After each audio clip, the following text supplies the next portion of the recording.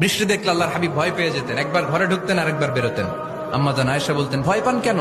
আল্লাহর হাবিব বললেন, জানি না এই মেঘ থেকে বজ্রপাত এসে মদিনাটারে জ্বালিয়ে দিবে নাকি মেঘ থেকে বৃষ্টি এসে মদিনাটারে উর্বর করে দিবে, আমি তো জানি না, ভয় হয়।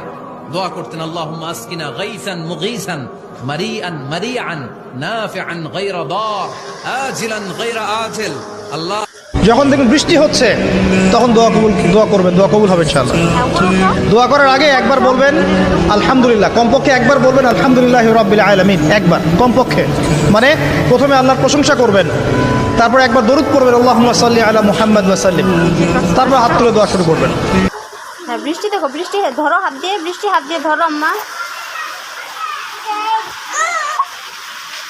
ধরো বৃষ্টি, ধরো বৃষ্টি, ধরো।